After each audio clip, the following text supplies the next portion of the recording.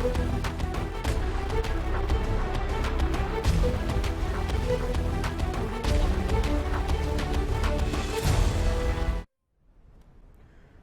Haryana news देख रहे हैं आप और मैं हूं आपके साथ हितेंद्र। हमारे खास कार्यक्रम रिपोर्टर डायरी में आप सभी का स्वागत है। रिपोर्टर डायरी में न सिर्फ आपको खबर दिखाएंगे बल्कि ग्राउंड जीरो पर क्या स्थिति है वो भी दिखाएंगे। बने रहिए हमारे साथ और देखते रहिए रिपोर्टर डायरी।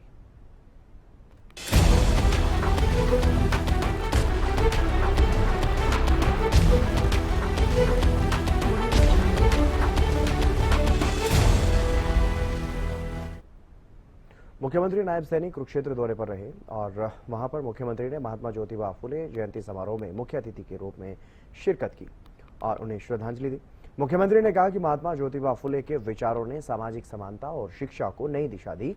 इस दौरान फुले ग्रुप ऑफ इंस्टीट्यूशन की आधारशिला भी रखी गई। सीएम ने घोषणा की कि सावित्रीबाई फुले नर्सिंग कॉलेज जल्द खोला जाएगा और सैनी समाज सभा कुरुक्षेत्र को 51 लाख रुपए की सहायता भी दी जाएगी। उन्होंने ये भी कहा कि सरकार का लक्ष्य समाज के अंतिम व्यक्ति तक विकास पहुंचाना और समानता न्याय पर आधारित समाज बनाना है।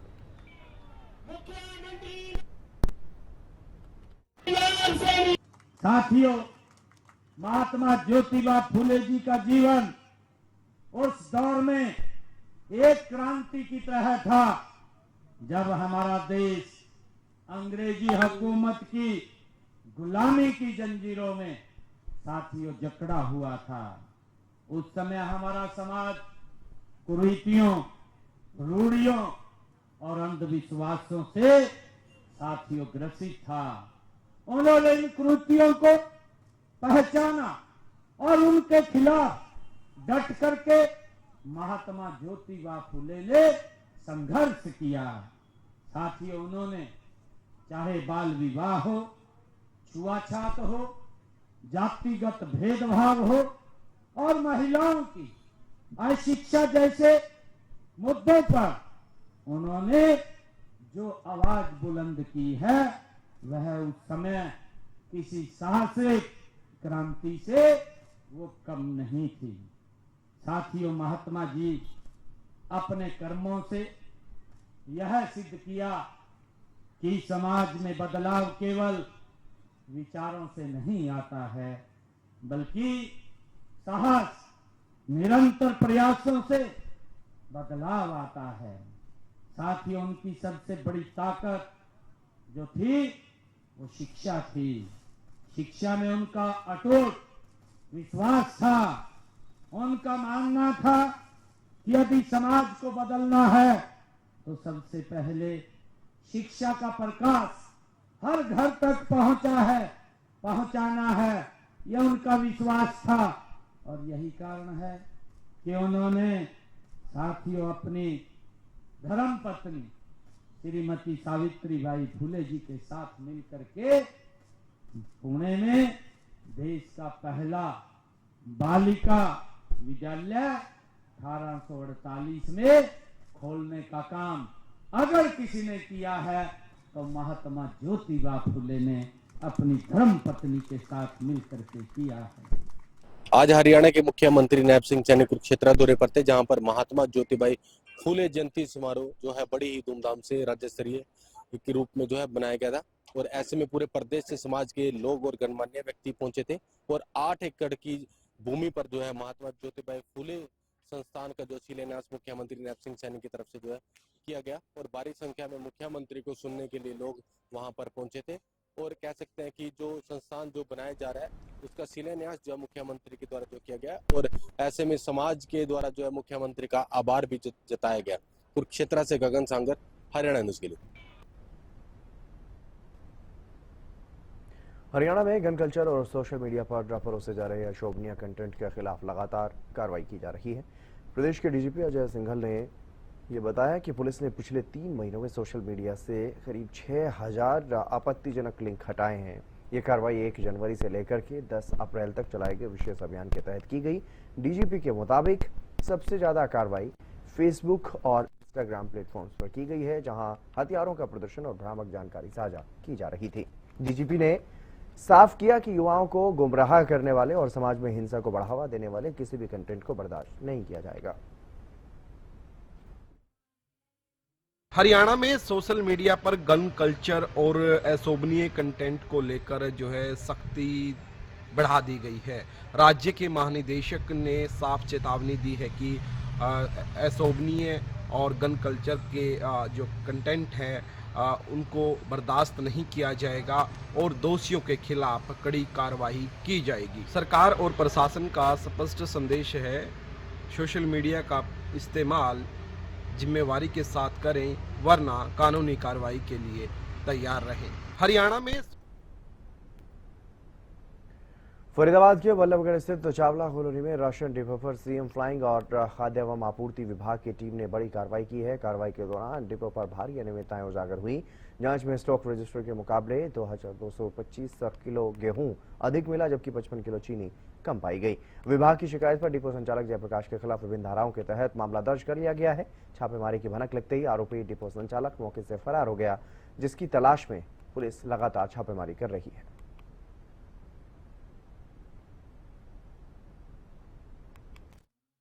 बल्लभगढ़ में सीएम फ्लाइंग और खाद्य एवं आपूर्ति विभाग की छापेमारी हुई है, जहां पर एक राशन डिपो संचालक जो कि गरीबों के हक का राशन डकार रहा था, उस पर छापेमारी की गई और छानबीन के दौरान कई अनियमितताएं वहां पर मिली हैं।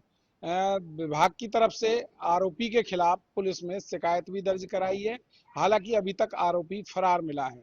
बात करें तो वहां पर गेहूं की जो उपलब्धता थी वो कहीं ना कहीं जो है ज्यादा मिली है। करीब 2200 किलो से ज्यादा गेहूं ज्यादा मिला है और कुछ मात्रा चीनी की भी ज्यादा मिली है। जो कि जो उसका स्टॉक था उसके अनुसार वो कहीं ना कहीं ज्यादा था और इसी को लेकर पिछले काफी समय से उसकी शिकायतें मिल रही थी और शिकायत के आधार पर ही ये कार्रवाई जो है विभागों की तरफ से की गई, जिसमें कई अनियमितताएं मिली और आरोपी के खिलाफ अब मुकदमा दर्ज करा दिया गया। हालांकि पुलिस आरोपी की तलाश कर रही है, लेकिन अभी तक आरोपी फरार है। देखना होगा कि आरोपी के खिलाफ अब क्या कुछ कार्रवाई अमल में आती है।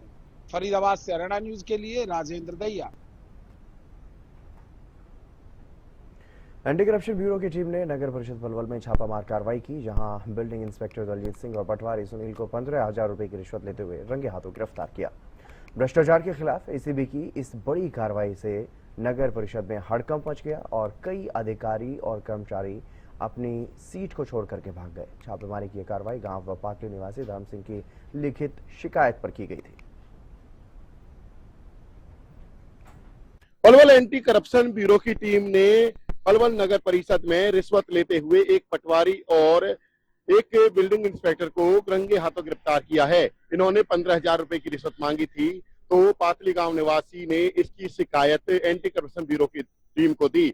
उन्होंने बताया कि किसी जमीन के कामकाज के एवज में ये दोनों कर्मचारी और अधिकारी उनसे 15,000 रिश्वत मांग रहे हैं, लेकिन वो रिश्वत देना नहीं चाहते। उन्होंने कहा कि इसके खिलाफ कार्रवाई की जाए, जिसके बाद एंटी करप्शन ब्यूरो की टीम ने नगर परिषद में छापेमारी की और उनकी फील्डिंग बिठाई। तो इसी दौरान शिकायतकर्ता से 15,000 रुपए की रिश्वत लेते हुए दोनों कर्मचारी अधिकारियों को रंगे हाथों गिरफ्तार कर लिया गया। फिलहाल दोनों के खिलाफ कार्रवाई चल रही है। एंटी करप्शन ब्यूरो की टीम का कहना है कि रंगे हाथों गिरफ्तार किया गया है। शिकायतकर्ता हमारे पास आया था, उसने बताया था कि पातली गांव में जमीन के कामकाज के एवज में जो पटवारी और बिल्डिंग इंस्पेक्टर हैं उनसे 15,000 रुपए की रिश्वत मांग रही है, जिसके बाद मौके पर कार्रवाई की गई तो रंगे हाथों गिरफ्तार कर लिया है। फिलहाल क्राइम अधिनियम के तहत इनके खिलाफ कार्रवाई की जा रही है। पलवल करनाल में मौसम साफ होने और तेज धूप निकलने के साथ ही क्षेत्र की अनाज मंडियों में गेहूं की आवक अब तेज हो गई है। पिछले कुछ दिनों से रुक रुक करके जो बारिश और ओलावृष्टि का दौर चल रहा था, उसके कारण प्रभावित हुए किसान अब तेजी से फसल निकाल करके मंडियों तक पहुंचाने लगे हैं। हालांकि अभी भी मंडियों में जो गेहूं पहुंच रहा है उसमें नमी की मात्रा अधिक है, जो फिलहाल 15 से 16% के बीच आंकी जा रही है। निर्धारित मानकों के अनुसार खरीद के लिए नमी 12 से 13.5% के बीच होनी जरूरी है, जिससे मंडियों में गेहूं को सुखाया जा रहा है। कई दिनों के इंतजार के बाद अब मौसम खुलता हुआ दिखाई दे रहा है। अच्छी खासी धूप कल भी खिली थी और आज भी इसी तरह की परिस्थितियां हैं। तो ऐसे में जो किसान अपनी फसल कटाई का इंतजार कर रहे थे, उन्होंने अब फसल कटाई के कार्य में तेजी ला दी है, जिसके साथ साथ मंडी में आवक भी अब लगातार बढ़ती जा रही है। मैं आपको तस्वीरें दिखाना चाहूंगा कि मंडी में किस तरह की स्थिति है। मंडी में गेहूं की आवक बढ़ने के साथ साथ चारों तरफ जो है गेहूं की ढेरियां, बोरियां दिखाई देती हैं। आप देख सकते हैं कि बड़ी मात्रा में गेहूं मंडी के अंदर पहुंच चुका है और आज जिस तरह से उम्मीद जताई जा रही है कि आज दिन भर इसी तरह से तेज आवक मंडी के अंदर गेहूं की फसल की रहने वाली है। लेकिन इस बीच जो किसानों को दिक्कत आई है वो आई है गेहूं में नमी की मात्रा बहुत ज्यादा है। आप देख सकते हैं कि मंडी में जो गेहूं पहुंची है उसको सुखाया जा रहा है। मंडी के जो मजदूर हैं वो गेहूं को सुखाने में लगे हैं क्योंकि नमी की मात्रा जो सरकार द्वारा तय की गई है उससे कहीं ज्यादा है। सरकार ने गेहूं में नमी की मात्रा 12% निर्धारित की है, लेकिन जो गेहूं मंडी में इन दिनों पहुंच रही है उसकी मात्रा 18 से 20% नमी बताई जा रही है, जिस वजह से खरीद एजेंसियां ये गेहूं की खरीद नहीं कर रही। ऐसे में जो अनाज मंडी के अंदर पहुंचा है उसे सुखाया जा रहा है, जिससे मंडी का अधिकतर हिस्सा कवर हो चुका है। तो अभी जिस तरह से आज गेहूं की आवक में तेजी होगी तो उस समय किसानों के लिए अब एक और नई समस्या खड़ी होगी कि मंडी में उसे अपनी फसल डालने के लिए जगह नहीं मिल पाएगी, क्योंकि चारों तरफ अनाज की ढेरियां लगी हुई हैं, अनाज को सुखाया जा रहा है और इस कार्य में 2 से 3 दिन का समय लगेगा। यानी 2 से 3 दिन तक इसी तरह से मंडी में ढेरियां दिखाई देंगी और जो फसल अभी मंडी में और आनी है उसको यहाँ पर डालने के लिए शायद किसान को जगह नहीं मिले। यानी कि मंडी चौक होने की जो समस्या है वो आने वाले 1-2 दिन में देखने को मिल सकती है कि मंडी में जाम जैसे हालात पैदा होंगे। वहीं बात करें आवक और लिफ्टिंग के आंकड़ों की तुलना करें तो उसमें भी एक बड़ा अंतर अभी दिखाई देता है, क्योंकि सरकार ने 1 अप्रैल से गेहूं की खरीद शुरू की थी और आज 10 अप्रैल है, लेकिन अभी तक जो आवक मंडी में गेहूं की हुई है उसका महज 10% उठान भी अभी मंडियों से नहीं हुआ है। यानी कि जो भी फसल मंडी में आई है मंडी के अंदर, चाहे वो कट्टों के रूप में मौजूद है चाहे वो ढेरियों के रूप में मौजूद है, वो मंडी के अंदर ही पड़ी है। 10% उठान भी नहीं हुआ है। ऐसे में जब आवक में तेजी आएगी तो मंडियां चौक हो जाएंगी और जिससे लिफ्टिंग का कार्य जो अभी तक ठीक तरीके से शुरू भी नहीं हो पाया वो भी एक बार फिर से बाधित होना शुरू होगा। हरियाणा न्यूज के लिए करनाल से महेंद्र सिंह। चलिए, रिपोर्टर डायरी में बस इतना ही। आप देखते रहिए हरियाणा न्यूज।